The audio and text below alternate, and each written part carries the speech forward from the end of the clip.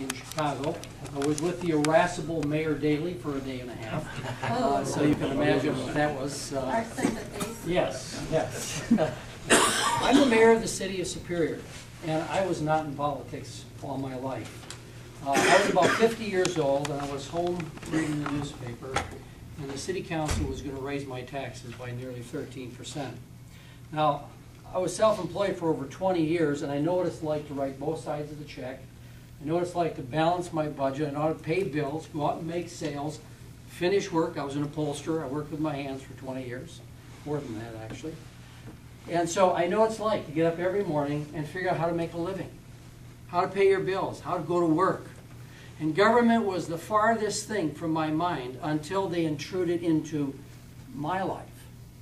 They intruded into my life. Government did. And said that I needed to pay more taxes. I wasn't paying enough on the home that I owned.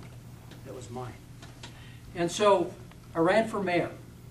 And I ran against an incumbent who told me that they had created smaller government. They had eliminated 1/2 of one position in their first term. And that they were down to bare bones government. And being a businessman, I understand that's impossible. That's impossible. You could be down to bare bones. Well, in my 7 years as mayor of the city of Superior, I was reelected a second time with nearly 62% of the vote. In an area that votes nearly 67% Democrat. And in that election, we promised smaller government, more efficient government, and that we'd fix the things that were wrong with the city of Superior.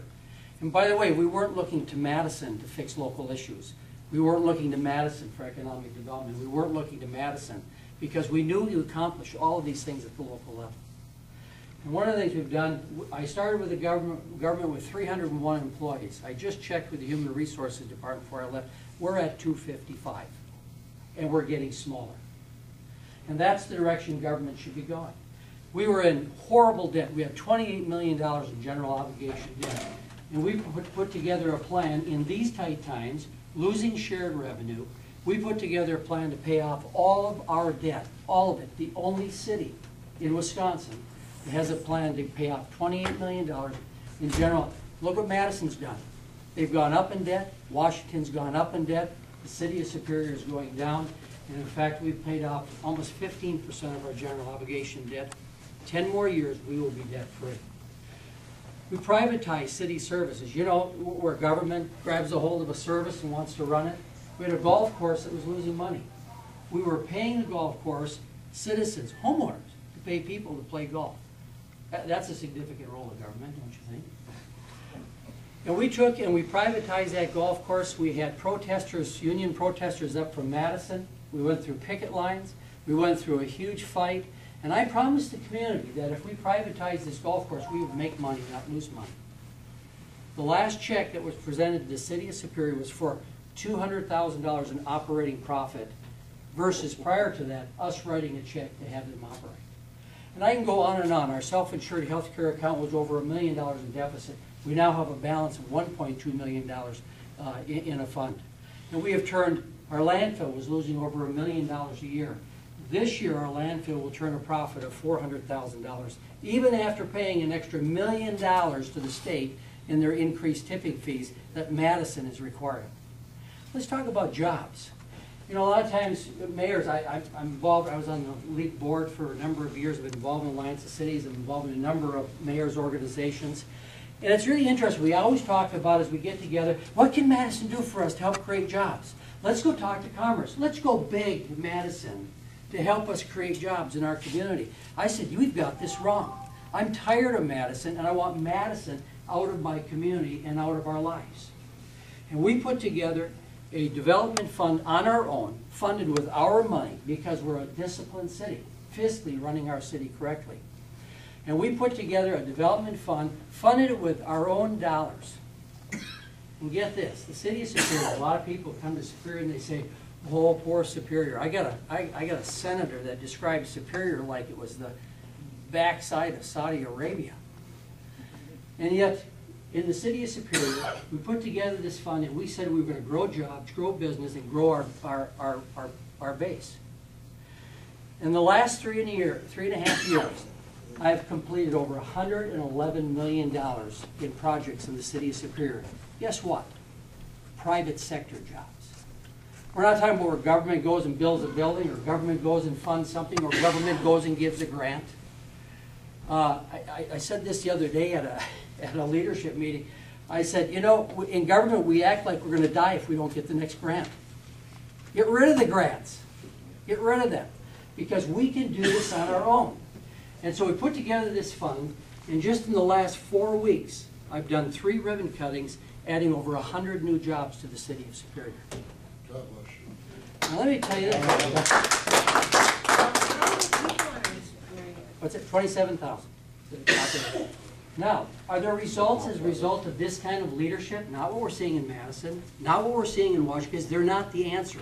More legislation, more rule changes, more bureaucracy doesn't make great communities. Let me give you this. This is the stats now. This is the city's report card. And this is really good news. We were the 2nd largest city in equalized growth in the state. Manitowoc was the only one that beat us. That proves we're growing and that we're doing it. And in September, we had the 3rd lowest unemployment rate in the state, and we did it without Madison. And we did it without Washington. Because I believe in local control. I believe you should decide what your school boards do. You should decide with the money that you get. It shouldn't be some bureaucrat sitting in a committee meeting deciding what more rules and laws and paperwork they can create to tie the hands of our local communities so that we can have great local Wisconsin communities. Let me just give you a little bio of myself. I'll end with this.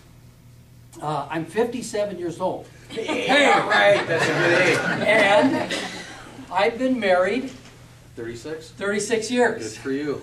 So I have a colleague here. Same woman too, huh? Yes, same. Amazing. Same one. Oh, no. Her name is Lynn, right back here. Lynn, you can stand. So, we have 11 grandchildren, a 12th coming in February, and we think a 13th coming this summer. Maybe 14. And maybe a 14th, we're not sure. We have twins in our family. We raise twins. Our little girls, and it's 57, you know, it's like, our babies are 34 years old. So you grow up awful fast, and so do they.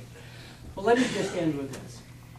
I am pro-life and I am pro-family. And guess what? I'm not pro-life and pro-family because I'm a Republican. Not it. I'm pro-life and I'm pro-family because my faith demands it. My belief system demands it. It's not politics that determine where I am on those 2 important issues. Good for you. Thank you. Thank you. Now let me just end with this. There's a real concern amongst Republicans, and I'm going to be very blunt. The Democrats are salivating over this fact that there's a 3rd party movement happening in America. I read a long article. There's 2 races out east. Barney Frank is one of them that's in one of those races. Chris Dodd is another one. They're waiting for a 3rd party candidate to get in the middle of that, take votes away from the Republicans, and then they can be reelected and continue to rule in the horrible way that they have. I think we need to stick with the 2-party system. And I know that's been anathema to a lot of the groups that I go and talk to, because we will lose these elections. Guaranteed. We will. We need to do what Brett Davis said. We need to hold those we're electing accountable once they are elected and make sure that they follow the cause. Thank you so much, and Merry Christmas.